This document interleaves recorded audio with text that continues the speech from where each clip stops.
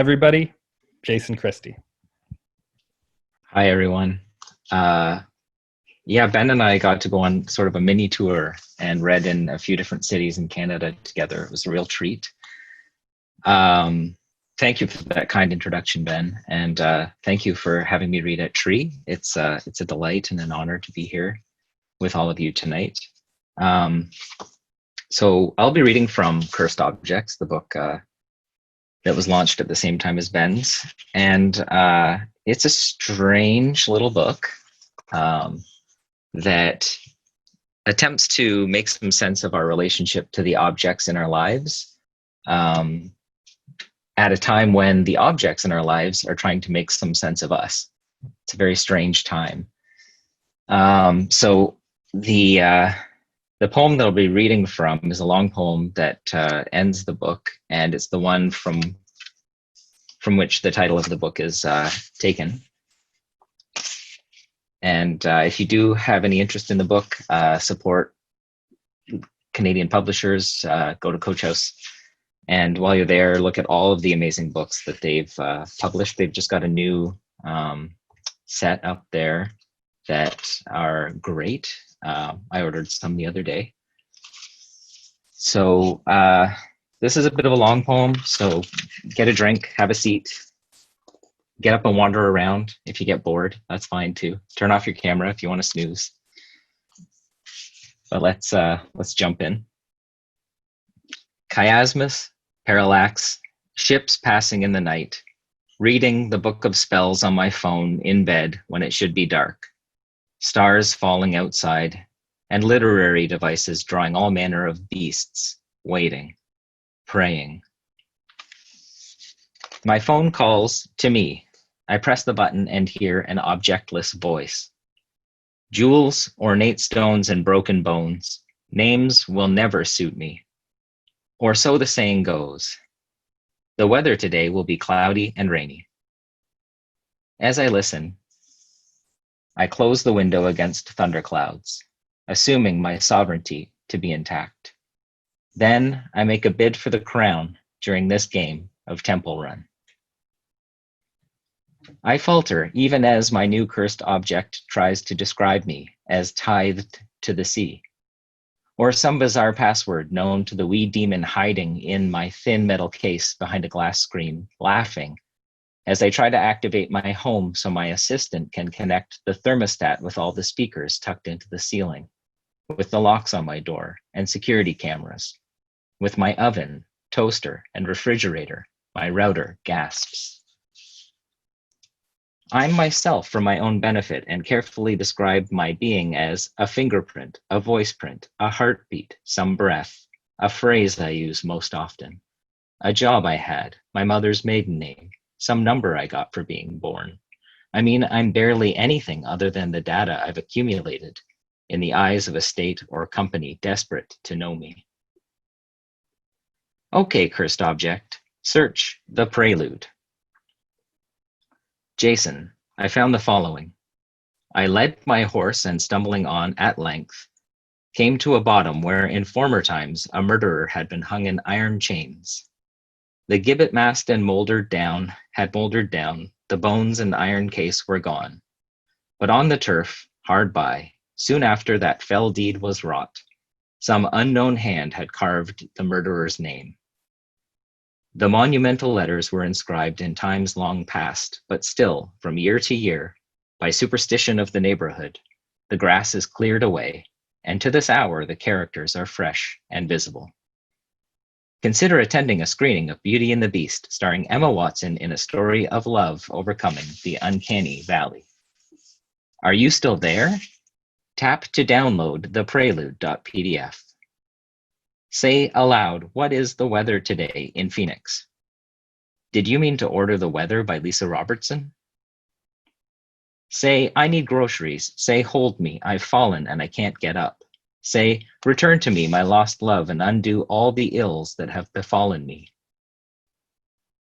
From my bedside table, my cursed object speaks. Look at my screen to unlock secrets within that connect you to the universe. Stare through me at the stars and dream.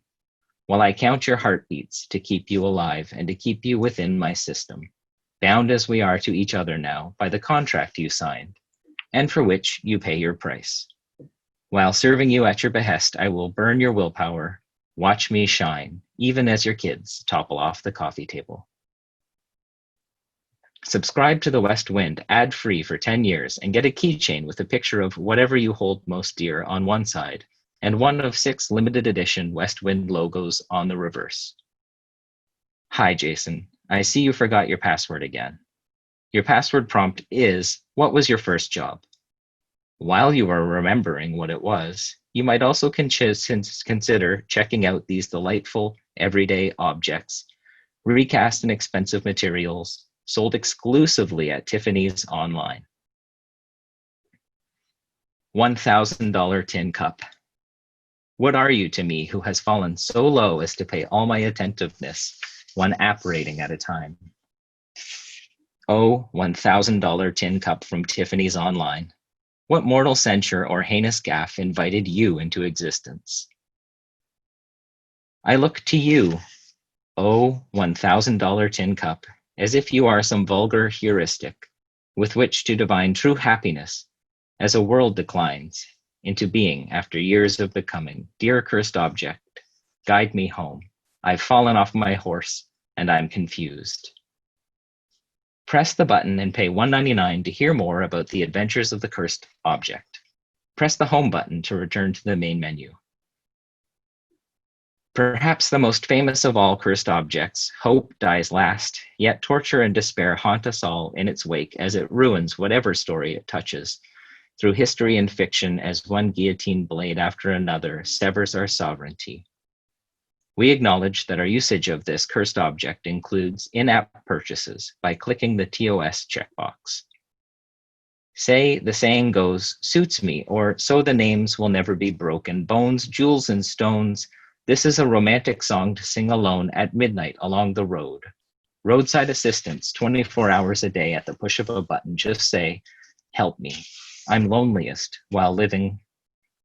Instead, say, I lived entirely within the said. Whoever shall open the 7-sealed box, surrounded though the jewel be by signs and charms, heed and throw it to the sea. By continuing to read or listen to this poem, you acknowledge that we use cookies for reasons.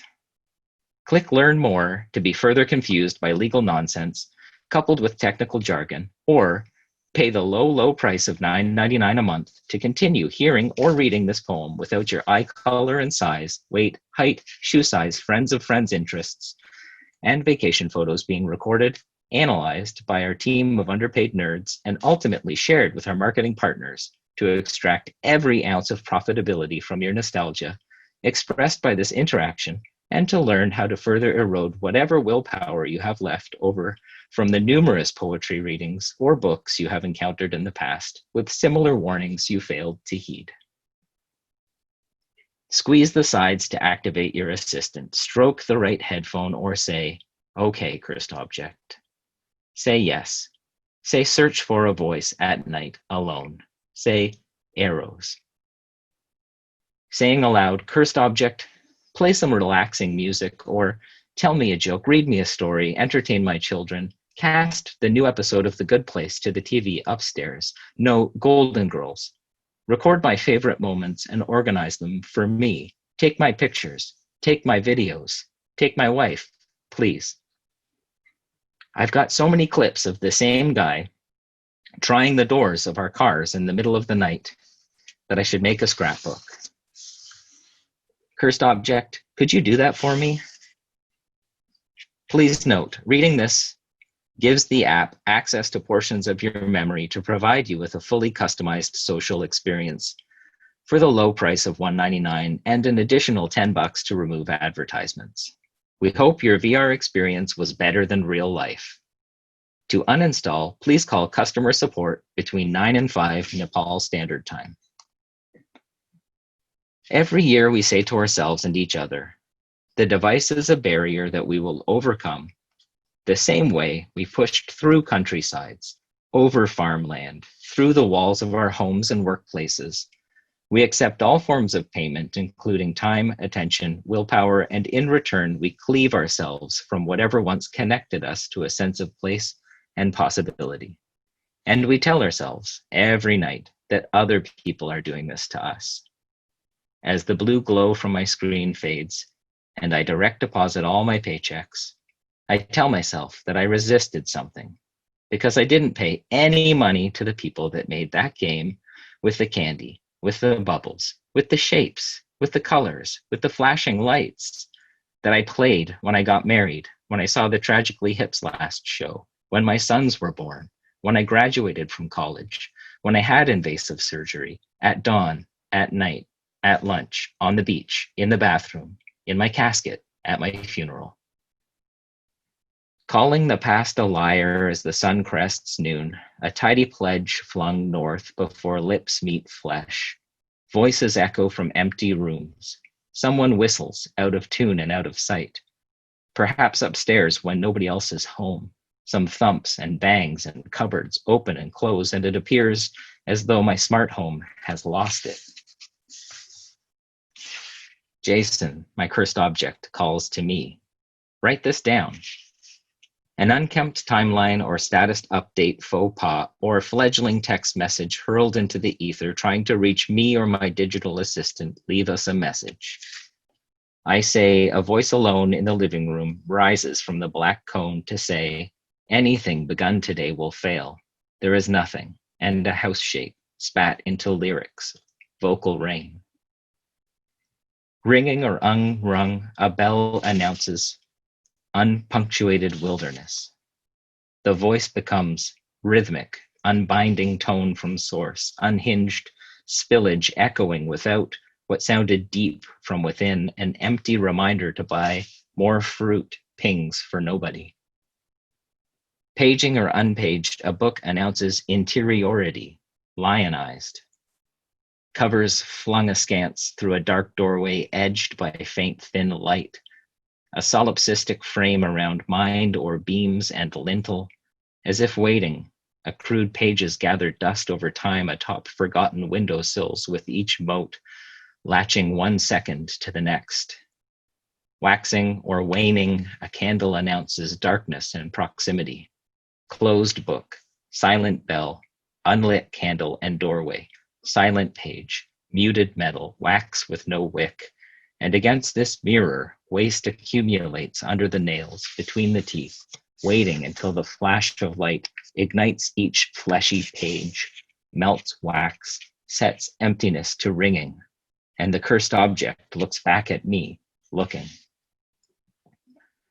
Jason, it says, have you heard the one about a doll, animated, some say, by a demon? Others say she is the spirit of a 7-year-old girl, or maybe both. Annabelle could move and write help us despite there being no parchment and no one home, and despite being a doll. Or what about this one? Guilty of murdering his father-in-law for sitting in his favorite chair. Thomas Busby, coiner and drunkard, condemned to death by hanging until dead, then suspended in chains on a gibbet at the crossroads where the Busby Stoop Inn stood.